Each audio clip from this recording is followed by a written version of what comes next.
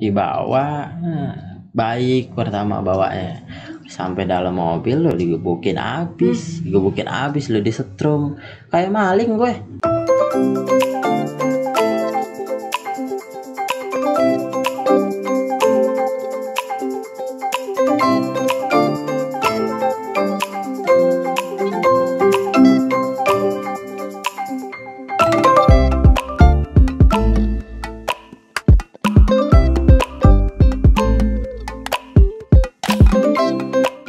Assalamualaikum warahmatullahi wabarakatuh. Selamat pagi, selamat siang, selamat sore, selamat malam Asia Lovers. Welcome back to Asia Life Entertainment Channel. Dan kali ini di podcast Hijrah Story masih sama aku Fika Hamzah. Dan kali ini aku ditemenin sama salah satu rekan juga. Dan beliau ini adalah dulunya pernah menjadi pemakai, pengedar, lalu pernah juga masuk ke titik terendah hidupnya, itu masuk ke lapas gitu ya.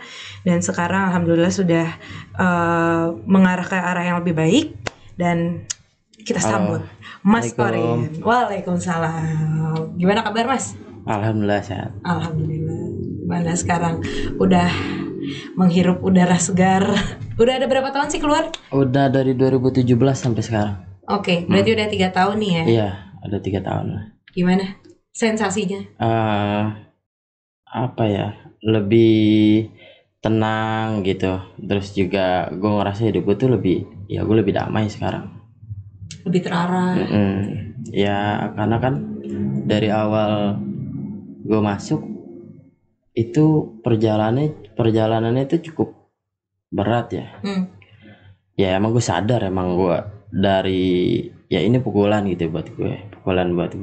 Terus juga mungkin kalau nggak kayak gini, kalau nggak ada gue sampai masuk lapas ya gak mungkin juga gue bakalan bener kayak gini kan. Di saat gue keluar lapas pun, gue bebas pun, itu gue udah bukan seorang yang gak punya tanggung jawab lagi. Dalam artian gue keluar tuh gue udah punya anak bini gitu. Gue masuk gue gak punya anak bini nih. Ketika gue bebas gue punya anak bini. Oke, ini gue menarik juga nih, pengen gue kulik nih. Gimana ceritanya? Emang sebelum masuk lapas itu lu baru married atau gimana? Baru married. Yes. Gue baru banget married. Ya kita udah akad nggak lama, pengen persiapan buat resepsi gitu kan. Ya itu di situ cobaan buat gue. Gimana ceritanya? Ya, kok tiba-tiba lu kesandung? Ya mungkin itu udah peringatan, udah teguran buat gue gitu kan. Ya kalau sebentar lagi tuh lu udah nggak bisa macem-macem lagi gitu kan, nggak bisa aneh-aneh lagi gitu. Ya udah lu buat mindset kalau lu tuh harus belajar di dalam. Lu keluar tuh lu mau kayak apa gitu, lu mau jadi gimana gitu kan. Karena kalau enggak ya gue nggak tahu gue bisa kayak apa sekarang, atau mungkin gue malah lebih aktif lagi di dunia kayak gitu kan. Iya. Oke. Jadi lu ngambil positifnya aja kayak gitu. Iya. Nah, kalau boleh gue tahu nih, sembari kita sharing sama Asia Lovers ya, itu gimana sih perjalanannya awalnya sampai lu bisa masuk ke lapas gitu? Ada emang sebelumnya memang lu kan lama berkecimpung di dunia? Lama sih. Kalau ekap make gitu kan, itu bisa dibilang dari SMP.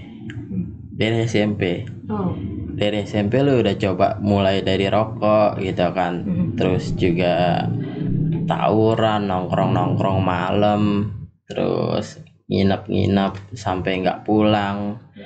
Dan akhirnya ya di situ lu coba yang namanya ganja, lu coba yang namanya alkohol, lu coba yang namanya tabok gitu kan, obat boti gitu, apa segala macam lah. Ya gue udah coba semua. Pertama kali drugs yang lu coba apa? Pertama kali drugs yang gue coba alkohol. Oke. Nggak, maksud gue obat-obatan yang pernah. Kalau obat-obatan gue coba pertama kali itu Aprajolam. Oke. Dari Aprajolam gue naik lagi ke Frikitas, terus lagi DKJ Pam, Dumolit, terus lagi Revotil. Gue hafal, sampai sekarang gue hafal obat yang gue konsumsi gitu kan. Ya karena emang dulu konsumsi gue, dan gue juga iya sama gue dagangin juga. Oke. Gitu kan. Buat teman-teman gue, daripada gue beli banyak gitu kan, nitip dong gini-gini, ya udah sekaliannya gue jualin gitu kan. Tapi lu gede di sini? Jakarta. Di daerah mana? Daerah gue di mana-mana sih kak. Gue ikut empok-empok gue kan, kakak-kakak gue. Gue tinggal di Tebet SD, terus lagi mulai STM itu gue tinggal di Menteng Ijo, Komando 3, kos-kosan sama kakak gue yang kedua. Ya terus ya sama tinggal di rumah nenek gue. Nyokap bokap masih ada? Kalau nyokap udah nggak ada dari gue umur 2 bulan udah nggak ada. Gitu. Jadi gue ya sama siapa aja lah gue tinggal. Oke. Berapa bersaudara lo? Gue 3 bersaudara. Dan lo ikut gue mereka bontot ganti-gantian? Iya, gue bontot, gue kemana aja lah gitu. Dan memang pertama kali titik lo mulai kenal bandel itu dari alkohol itu teman-teman SMP, teman-teman sekolah? Atau teman SMP, teman sekolah. Karena dari kecil gue kan kemana-mana kan, maksudnya ke tempat empok gue yang pertama, yang kedua, ya jadi temen gue ya teman-teman sekolah gue gitu. Ya di daerah rumah gue malah gue bisa dibilang gue kurang bergaul gitu. Gitu. Jadi awalnya dari situ. Iya. Jadi bisa dibilang gue di rumah tuh anak baik-baik ya. Kalau di luar bajingan ya. Ya sebenarnya sama aja kayak kita juga kan pada kayak gitu ya, maunya kan di depan keluarga, kalau bisa keluarga jangan sampai ngerti kita gimana gitu kan. Iya. Tapi memang ya kan itu kan mungkin eranya udah beda juga sih menurut gue. Iya. Di luar tuh kayaknya bandelnya masih gaya-gayaan gitu, masih ikut-ikutan. Di rumah tuh udah bisa ya lo ngelawan orang tua, lo ngatain orang tua, apalah segala macam kan. Bocah-bocah sekarang kayak gitu. Iya kayak gitu. Kalau dulu masih ada ngejaganya lah kita ya di depan orang tua, depan keluarga. Iya. Oke. Nah di titik apa lu memutuskan untuk gue mau nyoba deh nih obat nih? Gitu. Di titik gue. Ketika itu lu lagi ngapain dan gimana, ditawarin atau gimana? Di titik gue ngumpul sama temen dan gue rasa di situ emang saatnya gue coba nih, karena di situ ya biasa kan kita awal minum ngerokok gitu kan, ngobrol-ngobrol, bercanda-bercanda, main gitar, nyanyi gitu kan. Terus biasa nih temen yang mana lah, ada yang baru nih gitu kan. Wah apaan tuh, mau dong coba ya kan sobek, aneh, bagus kah, wah bagus nih kane gitu kan, coba aja dulu. Ya udah coba, wah asik nih, boleh tuh gue pesan besok. Ya udah belanja aja mau gue gitu kan, jalan sama dia, akhirnya malah gue yang jadi supply mereka gitu. Nah, itu gimana tuh? Lu awalnya ekap make gitu kan? Ya itu karena ya apa ya, kalau lu udah coba lu bakal ketagihan gitu sensasinya, apalagi kalau lu orangnya apa ya, nggak gampang puas gitu. Aku kurang nih gitu kan, lu minum juga, lu gelek juga, terus lagi lu ngobat juga gitu, lu muka lu udah kayak apa kan gitu kan. Ibaratnya lu disenggol gini aja jatuh kan gitu. Iya. Lu nyetok berarti? Jujur gue nyetok. Di mana? Apapun gue stok. Di rumah, di kosan empok gue nggak tahu. Iya kan. Mereka nggak ada yang ngerti tuh. Main kucing-kucingan ya. Kalau gue habis make gitu kan, di kosan empok gue sama abang gue sama sepupu gue gitu kan, ya udah gue semprot by fresh gitu kan, Pula sosok kalem main handphone gitu kan. Padahal lu Dia beler dari tuh ya. mana mbak, ya cium tangan. Itu aja. Padahal kan gila nggak lo? Itu lu pakai biasanya sama teman-teman lo. Tadi lu bilang ada sepupu lu juga. Iya, sepupu gue. Ya awalnya gue juga dimarahin sih sama dia, kayak gue ketahuan ngerokok tuh gue sempat dipukul lah sama dia gitu kan. Cuman kita emang nggak jauh nih jaraknya, cuman beda berapa tahun gitu kan.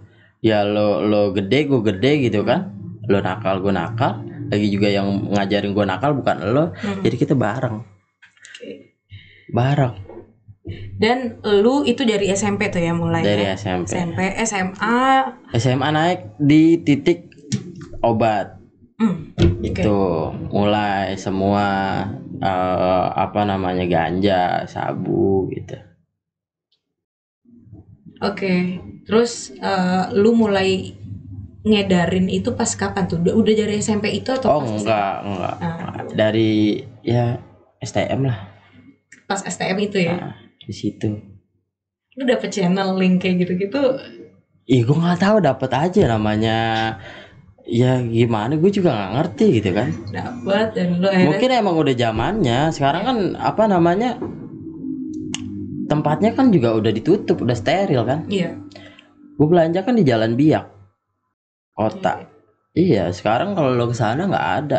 Dulu itu di pinggir jalan plastik obat, bungkusan obat berserakan di jalan. Sekarang kalau lo cari ya lo harus punya link yang kuat gitu kan. Nggak bisa sembarangan. Iya nggak bisa sekarang, nggak bisa sembarangan. Ya yang gampang sekarang lo temuin model apa ya, 3X, terus lagi yang kayak gitu-gitu. Ya gue mohon maaf, gue nggak main yang kayak gitu. Bukannya gue, walaupun gue punya uang, gimana caranya gue harus bisa dapetin apa yang gue mau gitu kan. Kompor kakak gue jual. Wah gila lu. Kompor kakak gue jual. Bentar bro, gue bilang, mau kemana lu? Udah bentar. Lo bilang kentang. Ya iya, cuman lo mau ngapain? Lo udah mesen emang? Udah, iya udah, jangan lama-lama lo. Gue jalan, gue turun ke bawah dari kamar gue. Kata gue gini, pokok kompornya baru, nggak pernah dipakai gitu kan. Kompor 2 tungku gitu kan, kompor gas. Kata gue, ini kalau dijokul berapa ya? Gue coba jokul tuh, gue bopong sendiri kan, gue bawa. Gue inget banget sama Tukul, tukang nasi goreng di seberang rumah gue. Itu, Kul, tolongin gue Kul. Kenapa? Ini gue mau jual kompor nih. Kompor siapa lu Jor? Lu nggak usah pakai nanya. Gue bilang, ini gue dapet kompor dari mana? Intinya lu mau bayarin gak? Ya udah ya gue bayarin, ntar deh gue masak dulu, kata dia. Ya udah ya sekalian gue makan deh, 2 ya bungkus. Oke. Itu gue jual berapa ya? Pego kalau nggak salah. Pego apa cepet gitu. Yang penting gue ada buat nyetok. Iya. Ya nyetok buat dijual lagi itu kan? Nyetok atau itu buat diri gue sendiri. Ya gue jual nggak? Gue jualin nggak? Lo ada nggak? Ya udah gue ada. Lo mau beli berapa? Gitu. Gue nggak masarin kayak gitu kan. Oke. Iya. Tapi lu modal awal itu waktu itu dari mana? Dari yang kompor ini atau gimana? Modal awal gue itu dari jajan sekolah sih. Emang bandel ya. Jajan sekolah gue. Oh gitu. Dari situ. Emang awalnya dari pakai sendiri, akhirnya terus ya kalau teman ada yang nanya, lo ada nggak lokasi, dari situ akhirnya lo ngedarin juga ya. Berarti lo masuk ini kan, tingkatan pengedar juga berarti kan? Iya. Oke. Ya kan temen gue juga semuanya pemakai juga. Tapi alhamdulillah sih temen gue juga sedikit-sedikit udah banyak yang stop sih. Cuman kalau alkohol mungkin kita masih pakai, kayak ngebir gitu kan. Kemarin terakhir gue ulang tahun September, biasanya di malam ulang tahun gue tuh bini gue selalu ada kayak kue kecil gitu kan.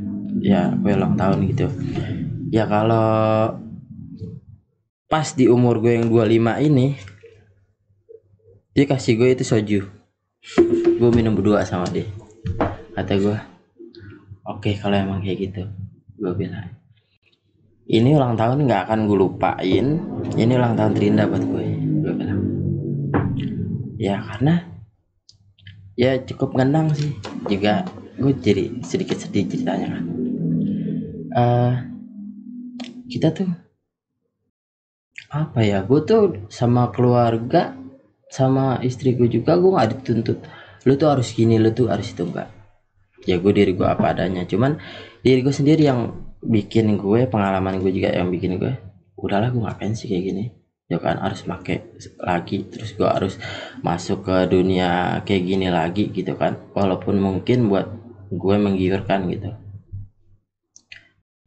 Ya sekarang ya udah, itu kalaupun gue minum itu juga nggak nyampe 1 bulan sekali, kalau mungkin 1 bulan sekali itu bir paling, atau ya tingginya wine lokal lah, anggur merah gitu kan, ya whisky gitu aja. Cuman kalau buat gue ke obat terus ke narkoba tuh udah nggak akan lagi. Oke.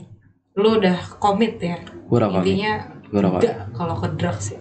Kalau gue ditunjuk jadi duta anti narkoba Indonesia, lo boleh tanya apa yang gue lakuin. Gue berani tes urin 1 bulan sekali, atau bahkan setiap hari gue siap tes urin. Iya. Karena lo emang udah gak nyentuh sama sekali ya? Iya, yakin gue. Tapi ngejual pun juga udah enggak ya? Enggak. Oke. Tapi lo di titik mana kok tiba-tiba lo bisa sampai kena nih? Akhirnya lo Ya spion, cepu. Pasti penyakitnya gitu ya? Iya. Kalau drugs ya? Iya. Cepu ya? Iya, kayak gitu. Gue sama abang gue kok masih inget banget tuh, di Polsek Tebet ya, stasiun Polsek Tebet. Gue ngambil dari mana gue lupa, ban motor kita bocor. Nah di situ nggak ada tukang tambal ban, posisi kita habis bokul. Jaket di sini apa namanya, di sini tuh berapa ya waktu itu, di sini 2 garis kalau nggak salah, di sini 2 garis ganja, di sini obat, terus ada sabunya juga dikit kalau nggak salah. Ya gitu, habis ekap juga di situ, balik naik motor gitu kan. Gue bingung, gue jalan aja, gue bilang gini, bro, ini tukang tambal ban gimana, kita balik naik apa nih, apa gas aja apa nih, ban motor kayak gini. Gila lo, rusak motor gue, kata dia. Terus gimana? Ya udah lah, tanya aja tuh gue mau nanya polisi. Tanya polisi, gila lah tanya polisi. Ya udah slow aja, cik, yang nggak usah ini lo, nggak usah nano lo, nggak usah apalah, kata dia. Lo gila sih gue. Ya selalu deh lo yang nanya deh ya kan. Gue diem aja di belakang, gue bilang, gue nungguin aja, gue gini aja. Gue di motor nggak turun, itu ban bocor, gue taikin masih. Ya sekarang kalau ada apa-apa, nano nggak lo kayak gitu ya kan? Ditanya sama sepupu gue, Pak mau tanya, di sini tukang tambal ban di mana ya Pak? Yang deket. Oh di situ Mas. Apa namanya? Ke arah Kampung Melayu aja gitu kan. Oh iya Pak, makasih Pak. Ya, hati-hati ya. Iya. Dalam hati gue, anjing lemes banget gue bilang, lo polisi juga untung lo nggak tahu, gue bilang kan. Gila sih kalau benar-benar di situ tuh bisa tenggelam gue, lebih dari ini. Gila ya. Iya. Tapi justru bukan di situ lo. Kena, ya? Bukan di situ. Nah, gimana tuh situ. proses lu sampai kena? Proses gue kena itu sebenarnya gue udah ngurangin. Justru ketika lu udah ngurangin, udah gue kurangin, tapi malah gue dapet temen ya emang lagi nyari pala nih, nyari orang gitu kan. Dia mancing gua gitu kan. Wah, punya channel pelit banget tuh sih. Gue bayar deh gini kan. Gue bukan masalah lu bayar, gue bilang. Intinya gini, kalau gue ada gue kabarin, kalau enggak ya lu sabar gitu kan. Dia lu gini lo ya sama teman nih. Oke deh, gue bilang. Cuk tahu lah, kata dia gitu. Ya gue sih terserah kalau lo mau ngomong gue cuk tahu gitu kan. Suatu ketika gue ada ya kan, gue calling dia, kok ada nih gini ya udah deh, kalau emang ada ini juga buat ulang tahun cewek gue. Dia bilang, ya udah lo anterin deh.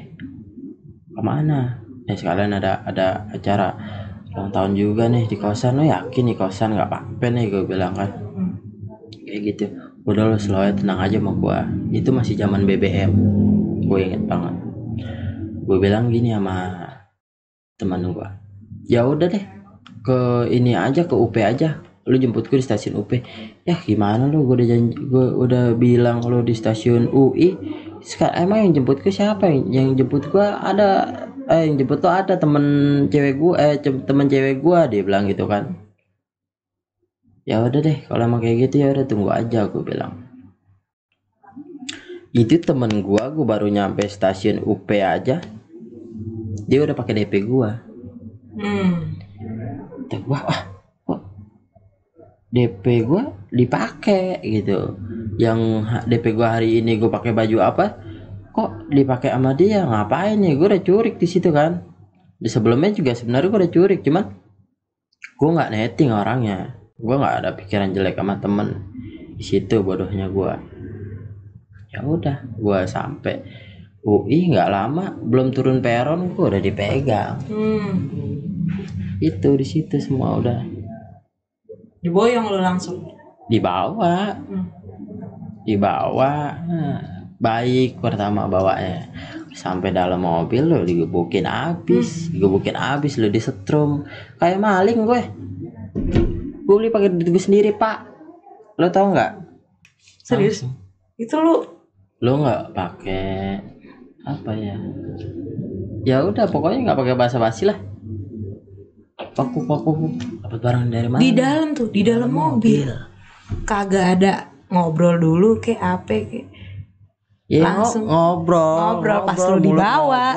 Tangan ngobrol. Mulut ngobrol, tangan ngobrol. Asli. Tangan silaturahim ya, silaturahmi ya. Parah gue bilang. Di situ gue mikir gini, gue barang kayaknya nggak nyolong deh, gue bilang. Sampai segininya, gue bilang, gue dipukulin. Gue pemakai loh, gue di situ, bukan pengedar. BB gue juga dikit. Sabung ditimbang juga 0, sekian kali. Itu ya ampun, plastik segi semata cincin kali. Iya, semata cincin BB gue sama apa namanya gelek 3 linting. Kamar gue udah obrak-abrik. Habis. Cuman bunker gue nggak ketahuan. Kalau bunker gue kena, asli lebih banyak kali. Lebih banyak. Gue sedikit aja 4 tahun sekian gue. Sekarang kalau nggak ada cepu nggak mungkin. Iya benar. Kecuali lo maling, dia cuma bisa nangkep maling sama koruptor. Itu udah pasti kebukti, sama pemerkosa, sama pelecehan, sama dan lain-lain. Itu kan tawuran apa segala macam. Ya kalau kayak gini kita transaksi aja diam-diam kan. Berarti lirik sana lirik sini kayak apa tahu ya kan. Ya kenapa ya kayak gitu sih. Si polisi juga butuh target ya kan. Iya, dia butuh target. Kalau dia nggak ada cepu ya dia nggak bisa dapetin orang-orang kayak gitu, ya kan. Tapi lo sebelumnya ada masalah nggak sama yang nyepuin lo itu sampai lo? Nggak ada. Dia nggak ada bensin, gue beliin bensin. Temen lama apa gimana sih? Temen nggak lama, temen baru gue di kenal. PPKD. Gue sempet di PPKD, Pusat Pelatihan Kerja Daerah kan. BLK gitu. Iya. Gue ambil, ada sih fotonya. Jadi lo setelah dari lulus STM, iya, lo langsung PPKD tuh PPKD. ya. Nah lo kenal di situ dan akhirnya ya jadi temen dia. Tapi jurusan lain gitu. Dia otomotif, gue jurusan AC pendingin gitu. Kita nongkrong bareng, kayaknya nih orang kok ini banget gitu. Justru malah yang gue curigain malah dia malah bersih gitu, malah baik kan. Ya itu di situ. Oke. Dan lu sekarang ke dia udah lost contact? Lost contact. Tapi dulu awalnya gue dendam banget sama dia. Kalau gue keluar sampai teman-teman gue di luar juga cari dia nggak ketemu. Terakhir katanya kabarnya ada yang bilang di Depok apa segala macam. Tapi kalau sekarang gue ketemu dia, gue cuman bilang gini, kalau lu butuh uang sama gue berapa lu ngomong daripada lu jahatin gue. Tapi gue nggak marah sekarang sama lo, ya karena mungkin kalau lo nggak cepuin gue nggak bisa kayak gini Di titik ini iya kayak gini. lo belajar ikhlas. Iya, gue belajar menerima, ikhlas, ya kan? terus apa namanya, jadi seorang bapak yang baik dan benar, yang tertib gitu. Banyak pelajaran yang lo ambil lah ya. Iya, gitu kan? iya, bukan Dengan ya awalnya sih, wah gila sih ini benar-benar ini banget buat gue sih, gue dendam banget sama lu, sampai di mana lu gue cari gitu kan. Kan kalau sekarang enggak, ya mungkin kalau nggak karena lu juga, ya kan, yang nyari duitnya kayak gitu, ya gue nggak bakalan bisa kayak gini.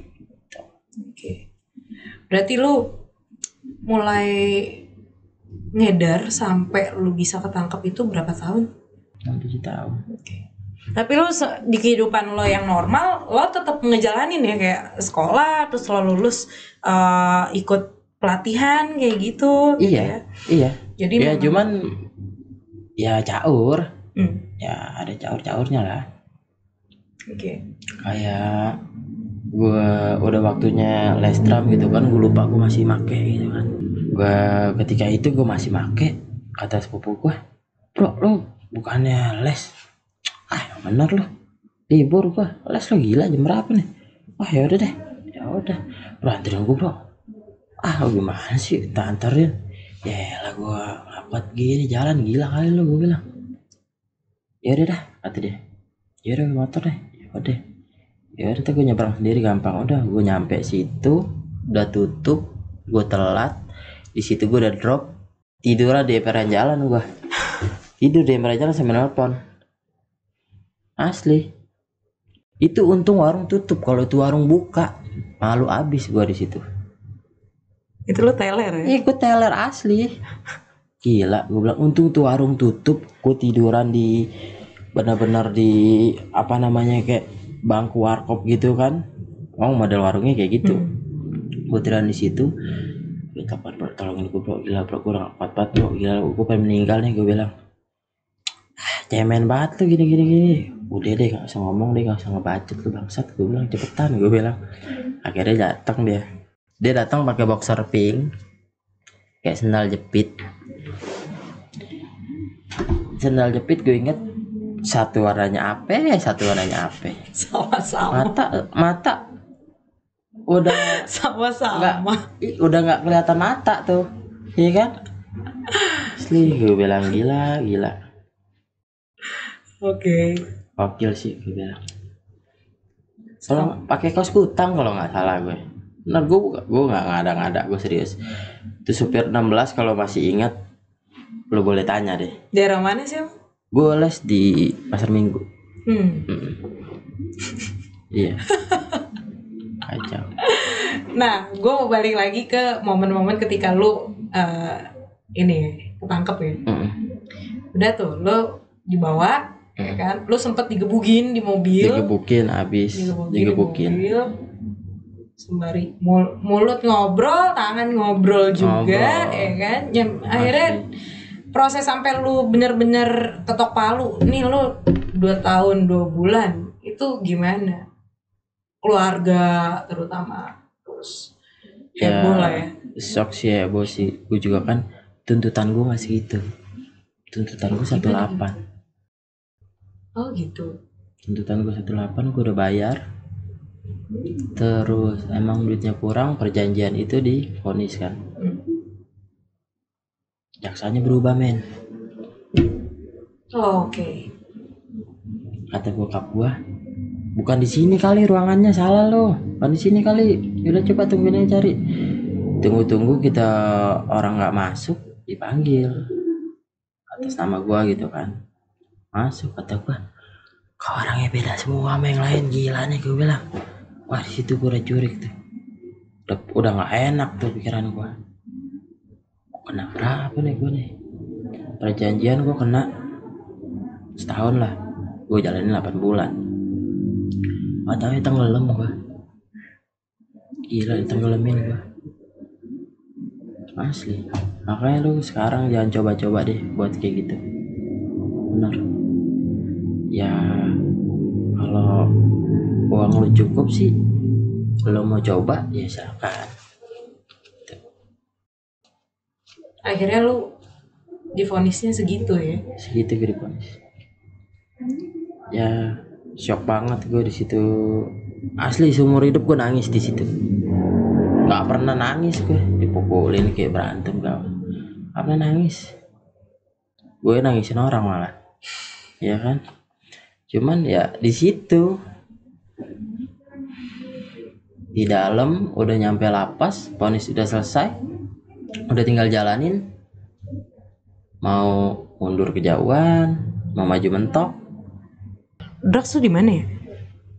Gue di Pondok Rajak. Pondok Rajak. Oke. Daerah Cibinong, daerah sana. Gue blok khusus narkoba. Ya gue nggak mau campur sama kriminal. Ya. Tapi gue bisa ngelakuin kriminal. Iya. Ya karena kan kalau kita udah ketemu sama teman-teman di situ kan, waktunya lo tidur lo ya lo kayak ayam lah. Iya. Ya lo kayak gitu diumbar. Terus kalau udah malam habis maghrib ya lo masuk dikunci gitu, udah kayak gitu aja. Pahit banget sih.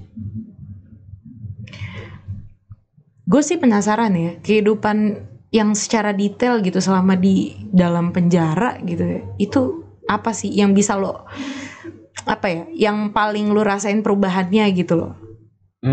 Apa ya, kayak di sana gue bisa gosok, gue bisa nyuci, lo ngerjain kerjaan rumah, gue bisa masak, gue bisa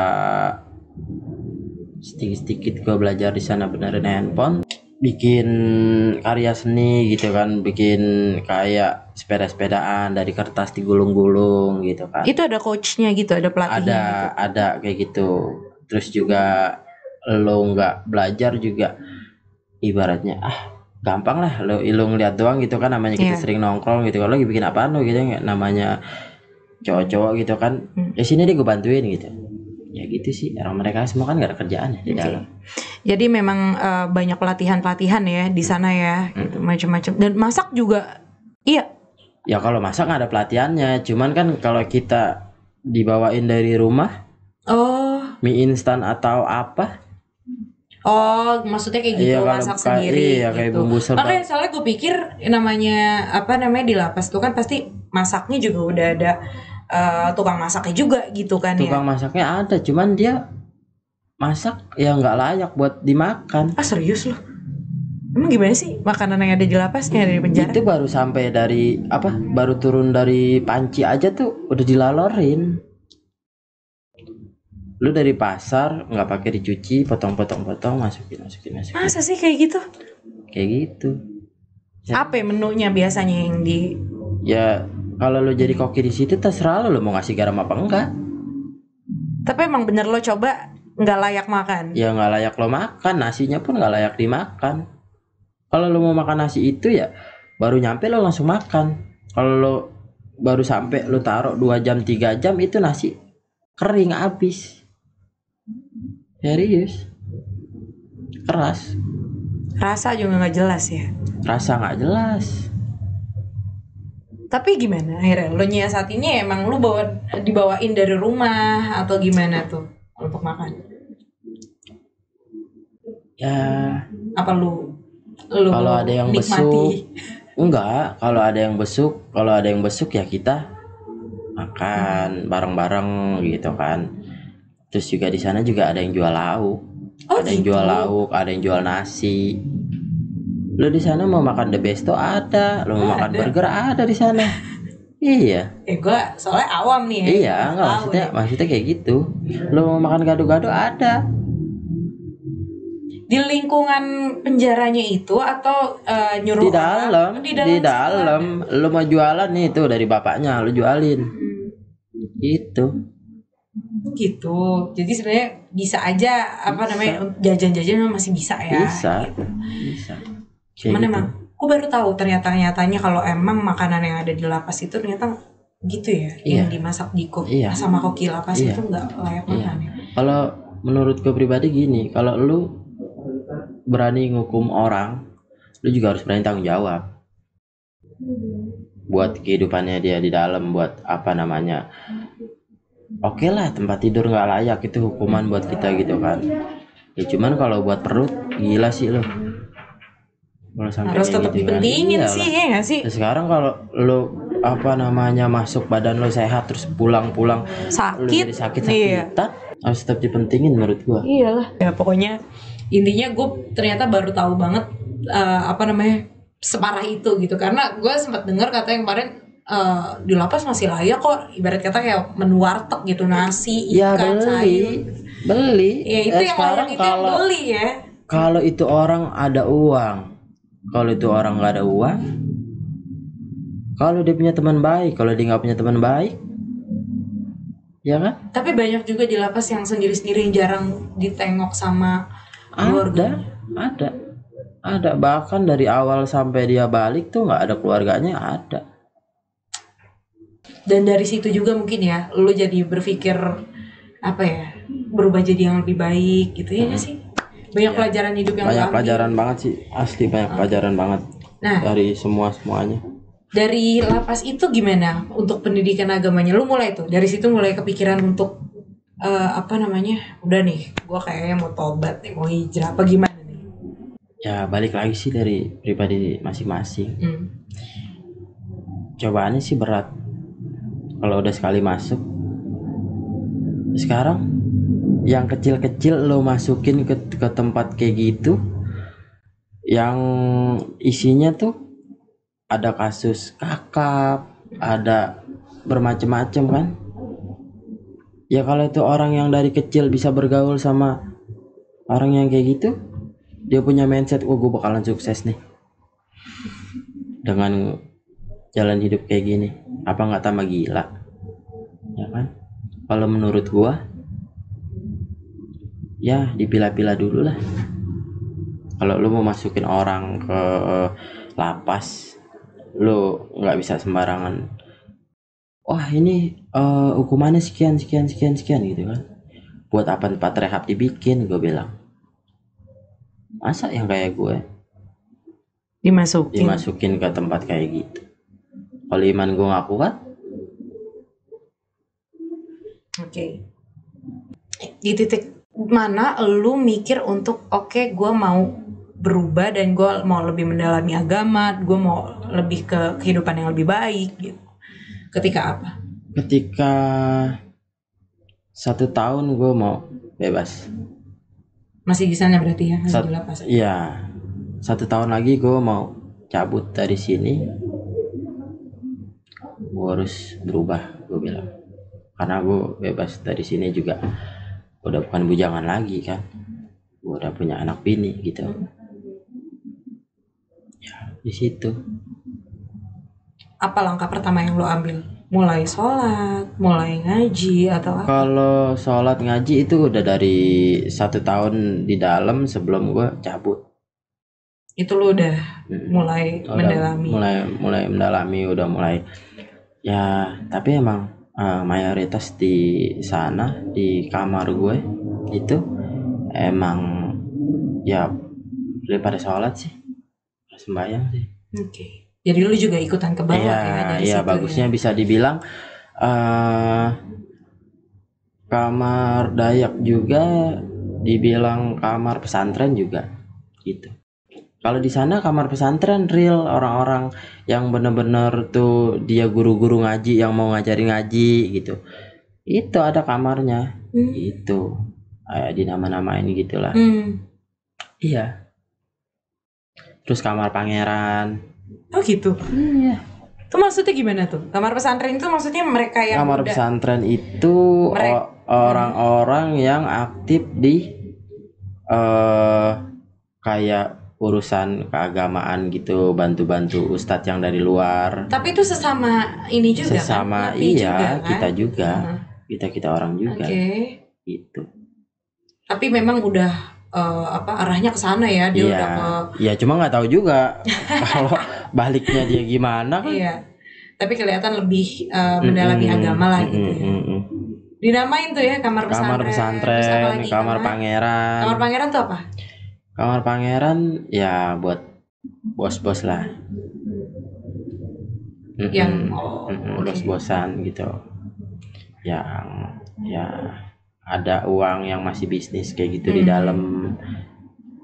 Ya dia tidur pakai kipas angin, tidur pakai spring bed gitu, kayak gitu. Oke. Kalau kamar kita kan abis maghrib nih ditutup di keong. Kalau dia jam 10 malam di keong. Gitu. Bahkan dia minta seminggu nggak di keong gitu. Oke. Lu benar-benar ya, lo mau jajan malam bisa, lo mau nonton TV malam bisa. Itu real life kehidupan di penjara Real gitu ya. life gua ngalamin 2 tahun 5 bulan gua alamin. Terus ketika setahun menjelang lu bebas, lo berpikir untuk gue udah harus berhenti dari dunia ini dan Udah. drugs lepas. Lo perbanyak ibadah. Oke, dan ketika alhamdulillah sampai sekarang sih. Alhamdulillah. Dan mudah-mudahan ya sampai seterusnya lah. Ya, mudah-mudahan istiqomah ya. Oke, dan lu akhirnya bebas di tahun 2017. Di tahun 2017 itu lu keluar, apa sih pertama yang lu pikirin lo mau ngapain gitu di luar? Gue mau nyari duit halal. Udah kepikiran belum? Apa? Udah. Gimana nih? Ngapain? Udah, gue pengen nyari duit halal apapun buat anak bini gue. Tapi belum kepikiran apanya, apa mau dagang atau mau... Enggak, gue gak mikirin apa-apa. Intinya apapun kalau gue. 2 hari gue di rumah, gue istirahat gitu kan. Ya kangen-kangenan lah sama gimana tuh rasanya rumah. Setelah lu 2 tahun dikurung lega tuh banget kan? Rasanya. Sempet lu nangis gak? Pas sempet bebas? nangis. Ya bersyukur banget sih masih bisa balik gue keluar dari tempat yang kayak gitu. Banyak orang yang hukumannya dikit tapi belum tentu dia bisa balik, malah bahkan dia bisa nambah karena masalah di dalam. Itu juga sih yang mau gue jadi pertanyaan. Jadi misal nih lu masuk, lu bikin masalah atau terlibat masalah di dalam, itu hukuman lu pas bisa nambah kan ya? Iya, lu ngedarin di dalam lu bisa nambah gitu. Dan alhamdulillahnya lu diarahin sama Allah ya kan, jadi lebih baik dan emang lancar sampai akhir lu ngejalanin masa hukuman, keluar. Dan pas momen-momen di rumah itu lu lega banget ya. Lega banget. Tapi tanggapan keluarga setelah itu atau tetangga gitu gimana sih ketika kedatangan lu dari... Nengok sih, cuman ya gimana Rin, sehat gitu kan, bla bla bla segala macam. Gimana di sana enaknya kapok nggak gitu kan? Terus gue jawab, enak kok di sana, gue bilang. Ya kapok lah gitu kan. Ya cuman udah gitu aja. Terus juga kayak di luar diomongin gini. Gue bodo amat sih. Gue bukan kriminal gitu kan. Ya santai aja sih. Dan gak ada habisnya juga. Gak ada habisnya juga. Nanggepin kayak gitu. Iya, gak ada habisnya juga. Oke. Ya gitu aja. Dan akhirnya lu ketika keluar itu, lu niat kan pengen nyari duit yang halal nih buat anak bini gitu kan. Apa kerjaan pertama yang lo? Opang. Oke. Opang di dekat rumah berarti ya? Ojek pangkalan ya, di dekat rumah. Lo mulai narik tuh ya? Ya gak ada malunya gua, pede aja langsung. Karena mungkin kalau gue balik gue masih jadi bujangan, itu kerjaan gak kepegang sama gue kan. Ya mungkin gue cari kerjaan yang lain gitu kan. Ya mentok stuck gue, keadaan gue udah berubah, udah kayak gini, ya mau gimana lagi kan. Lo harus tanggung jawab, ya lo laki gitu kan. Ya ini yang lo buat, ya udah gue jadi opang. Dan dengan stil gue. Berapa lama tuh? Sampai sekarang masih? Enggak. Bisa dibilang gue opang itu cukup lama, bisa 1 tahun gue. Dari situ gue ditawarin kerja jadi kurir pelayan parcel, gue ingat banget. Dari langganan gue juga di situ. terus juga pernah jadi mandor juga di proyekan, mandor proyekan gitu kan. Di daerah Bandung gitu lo nganterin berkas gitu buat ditantanganin orang yang ibaratnya yang udah subkon gitu kan. Ya lu main proyek juga ya karena ditawarin itu ya? Karena lu link juga ya kan, link sebenarnya nggak tahu juga, bukan link gue juga ya kan. Gue opang aja, lurus aja gue gitu, nganter aja dari awalnya dari nggak ada baik lu kan iya gue cari duit yang halal ya iya kan? Kemana Pak gitu kan. Oh iya Pak ya, dia nggak nanya, gue nggak ngobrol gitu ya, emang rezeki berarti. Iya ya di situ sih, di situ nyata adanya gitu emang, ketika kita mau berubah jadi yang lebih baik, kita emang mau di jalan yang benar gitu. Iya. Allah nunjukin aja jalannya ya. Oke. Lo pernah jadi kurir juga, terus wah mandor, apalagi sekarang lo kegiatannya apa? Freelance apa nih? Ikut riset, terus ngambil job riset juga, tapi belum keluar sih jobnya. Ya, masih riset tuh riset marketing research atau gimana nih? Research interviewer gitu. Oh, interviewer. Oh, terus kadang gue yang di riset gitu. Kayak produk kopi apa segala macam nih, rasanya gimana, enak nggak gitu. Iya, paham. Kalau lo ngopi tuh ukurannya gimana gitu. Tapi lo nggak terikat sama perusahaannya kayak Deka tuh kan, Deka Marketing Research tuh kayak gitu kan? Kalau kayak gitu mitra kan. Mitra ya? Nah, lo mau kerja dibayar, lo nggak mau kerja lo nggak dibayar. Gitu. Ya, sekarang benar-benar fokus lo nyari duit yang halal.